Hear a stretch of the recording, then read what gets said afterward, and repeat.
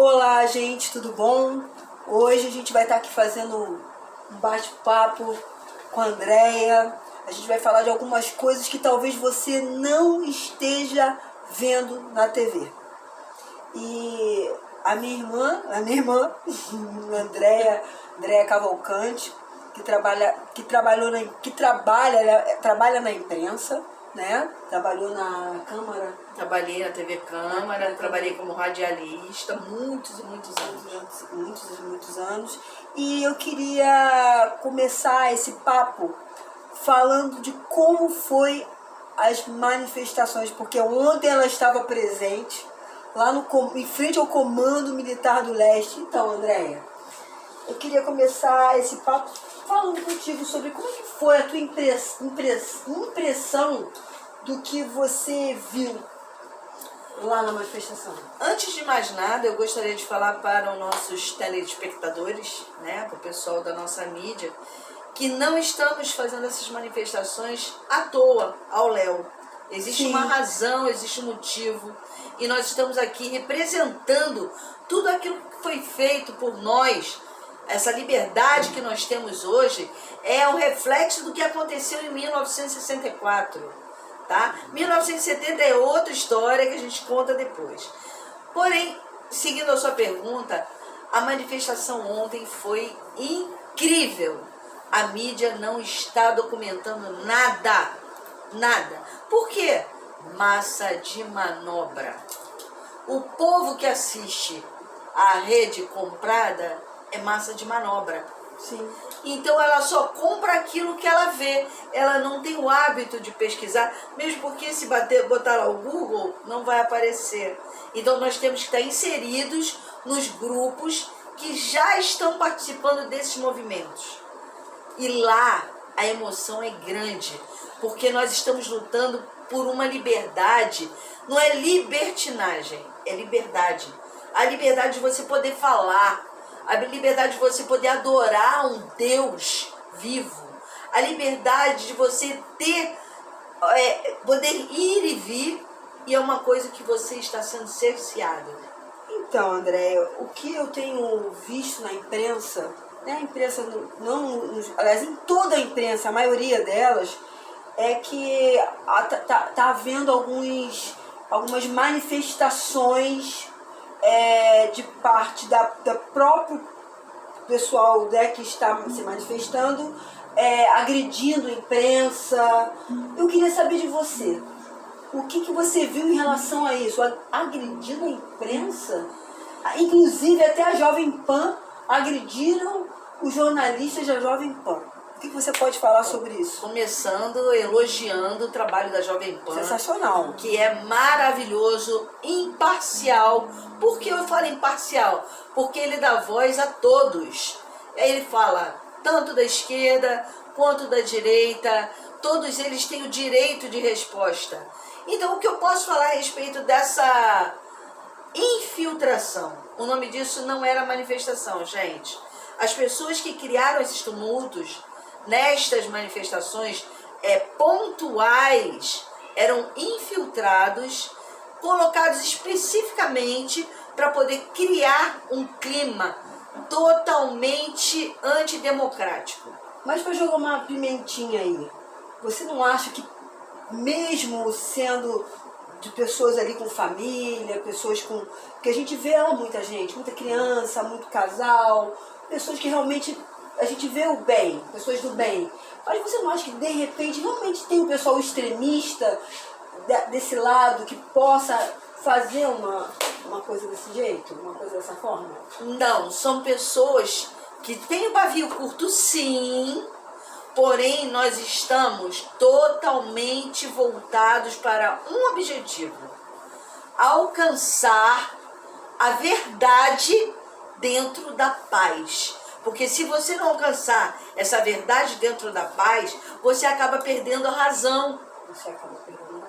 Então nós precisamos alcançar a verdade falando com razão.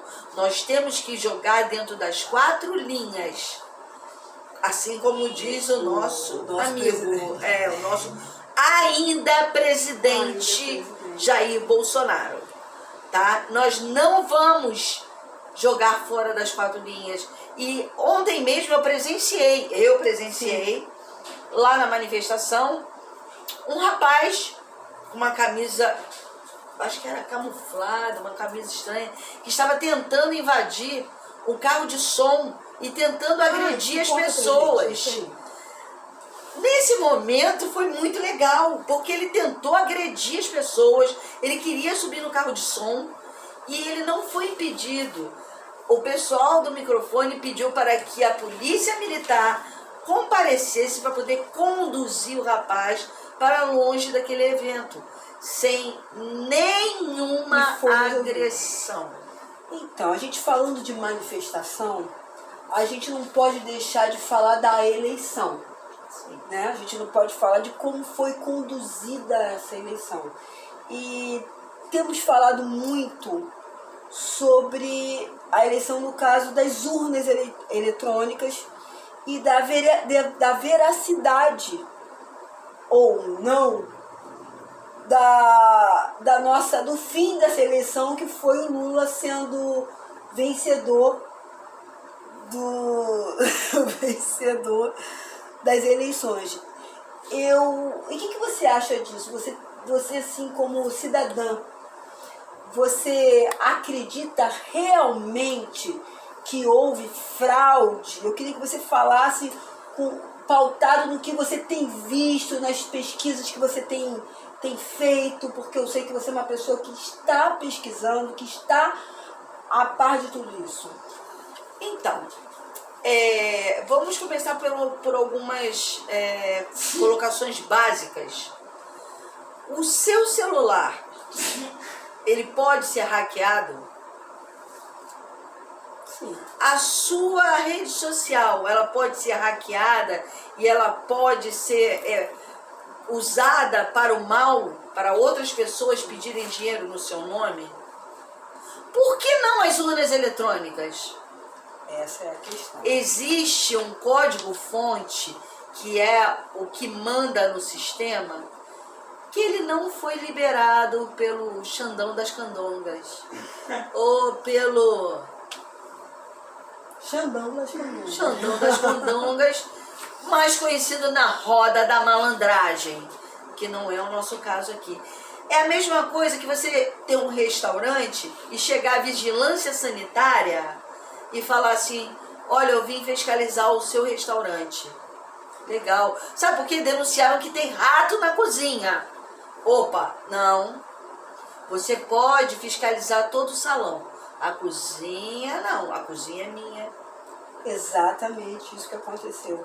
E o que também a gente tem muitos relatos, gente, no dia das eleições, do primeiro turno e do segundo turno, pessoas chegavam para votar e já tinham votado.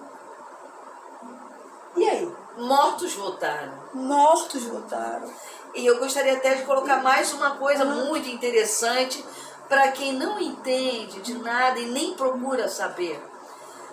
Até as 5 horas da tarde, né? Até as 5 horas da tarde, 17 horas em Brasília, eu estava acompanhando a divulgação de toda a apuração. Meu marido não assistiu porque ele tem pavor, porque por ele entraria para cadeia. Eu não vou dizer por quê. No entanto, a partir daquele minuto, às 17h01, Bolsonaro começou a perder um voto e Lula ganha 1. Bolsonaro perdia 1% e Lula ganhava 1%. Bolsonaro perdia 2% e Lula ganhava 2%. Gente, parece escolinha primária. Porque eles fizeram a mesma coisa no primeiro turno. Sim. E eu acompanhei. Foi a mesma coisa. Eu sou leiga, tá? Eu não sou técnica em informática. A minha área é tanto administrativa quanto imprensa. Mas eu não sou imprensa suja, tá? Agora vamos lá. Em relação o expressivo número de votos, principalmente no Nordeste, pro PT, pro candidato do PT, que agora o presidente. Ainda não. Estão Ainda... botando culpa no Nordeste. É culpa do Nordeste? É culpa da falta de informação que chega no Nordeste, infelizmente. Mas vamos partir do seguinte princípio. Quais foram os candidatos a governador que ganharam no Nordeste? Tudo bem que o Lula ganha na Bahia, porque quem ganhou na Bahia é de esquerda. Quem ganhou em Pernambuco? Quem ganhou no Maranhão? Nossa. Quais foram os deputados eleitos em cada estado do Nordeste? Como o Lula vai ganhar no Nordeste se nenhum candidato de esquerda ganhou no Nordeste? É muito estranho você votar num deputado de direita e o seu presidente de esquerda. Não, e tem em conta que não está batendo. Por exemplo, no Nordeste aconteceu muito isso, aconteceu também em Minas Gerais. Muito louco, porque o deputado mais votado do Brasil inteiro foi lá em Minas Gerais e não teve uma votação, os números para o Bolsonaro foram menores. Eu acho muito estranho isso também. Urnas totalmente zeradas. Não existe em nenhuma eleição honesta, onde um candidato não ganhe um voto. Então, exatamente isso que eu quero falar. O que acontece? Em algumas cidades foi provado que tinham mais votos do que habitantes. Mais votos do que habitantes. Gente, eu não quero... Aqui não é uma conversa, amados, de... Como é que se diz? De Bolsonaro ou Lula. Bolsonaro ou Lula. É de honestidade. É da gente pensar o que está acontecendo no nosso país. A gente vai ficar de braços cruzados, vendo tudo isso acontecer e não fazer nada. Então eu estou aqui com a Andréia, que entende muito melhor do que eu de tudo que está acontecendo, para a gente passar isso para você aí na tua casa. De repente você vai olhar no seu celular, estamos aqui conversando, falando coisas muito mais simples de você entender, porque não passa na grande mídia, não tá passando nada, as manifestações não foram passadas na mídia. A gente muda canal, não aparece nada. Queridos do Nordeste, vocês não estão vendo, principalmente o pessoal do interior. Pessoal do interior do Nordeste, por favor, fiquem ligados. Estão querendo enganar você. Não vai ter picanha, queridos. Não vai ter cervejinha gelada, não. Isso é marketing mentiroso da esquerda. A promessa, inclusive, de R$400 de Auxílio Brasil, porque já diminuiu de 600 para 400, já está chegando a 270. Parabéns para você. Pois é. Nessa data querida. Parabéns. Sabe? Isso aqui é uma família, tem gente aqui rindo. Não, tem outra forma. Eu tô rindo, gente, para eu não chorar. Sabe por quê? Muita gente, eu vou até ser obrigada a falar sobre isso novamente. Na década de 70, lá em 1970, onde teve aquela loucura toda de AI-5, né? Onde... 1964. 74, então. 64. Ninguém bateu na minha porta. Eu já estava grandinha. Você ouviu alguém bater na nossa porta? Eu não lembro. Eu lembro que a vizinha foi lá pedir café. Em 1970. A vizinha foi pedir café. Ela tomava café com a minha mãe. Mas o meu pai não foi preso. O meu pai estava trabalhando. O meu avô, Pedro, participou da guerra, da Segunda Guerra Mundial.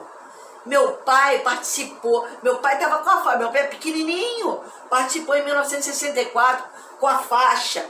Revolução, muda tudo. Era uma bagunça generalizada.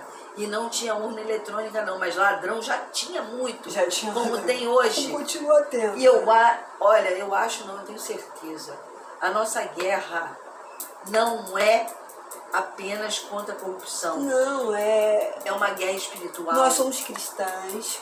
Sim. E aí a gente vai entrar nisso. A nossa guerra não é contra homens. A nossa guerra é espiritual, amados. Nós estamos enfrentando uma das maiores guerras da nossa geração.